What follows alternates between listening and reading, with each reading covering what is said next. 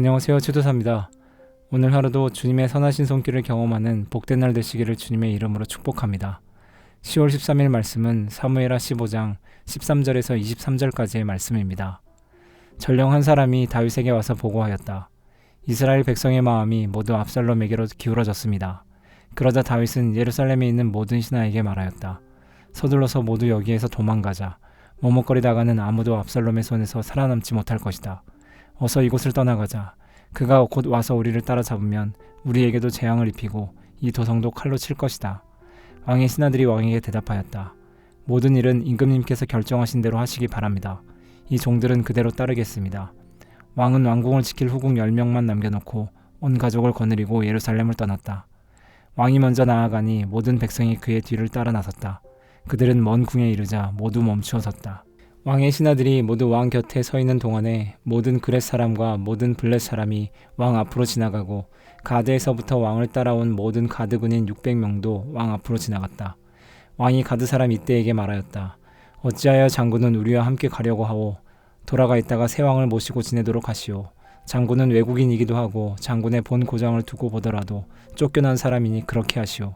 장군이 온 것이 바로 엊그제와 같은데 오늘 내가 그대를 우리와 함께 떠나게 하여서야 되겠소.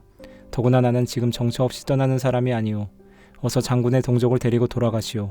주님께서 은혜와 진실하심으로 장군과 함께 계셔 주시기를 바라오. 그러나 이때는 왕에게 대답하였다. 주님께서 확실히 살아계시고 임금님께서도 확실히 살아계심을 두고 맹세합니다만 그럴 수는 없습니다. 임금님께서 가시는 곳이면 살든지 죽든지 이 종도 따라가겠습니다. 그러자 다윗이 이때에게 말하였다. 그러면 먼저 건너가시오.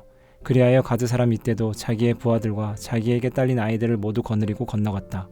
이렇게 해서 다윗의 부하들이 모두 그의 앞을 지나갈 때에 온 땅이 울음바다가 되었다.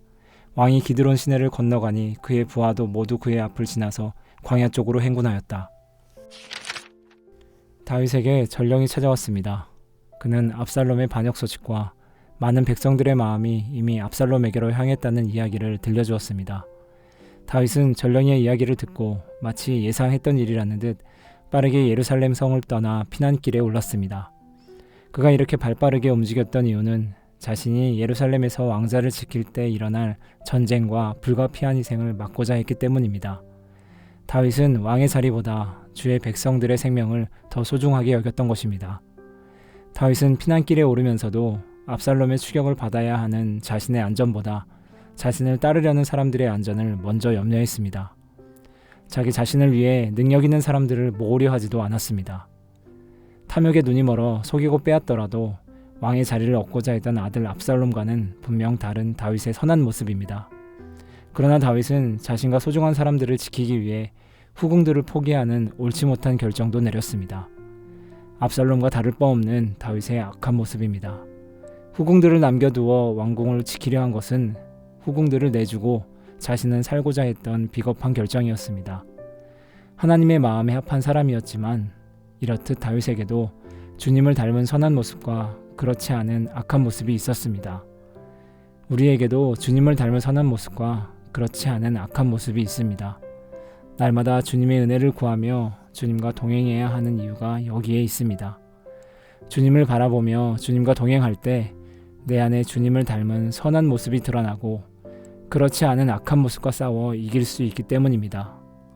왕의 자리보다 하나님과 생명을 소중히 여기는 다윗에게 하나님께서 은혜를 베푸셨습니다.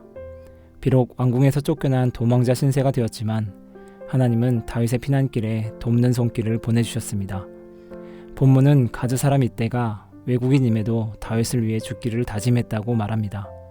다윗을 향한 하나님의 은혜였습니다.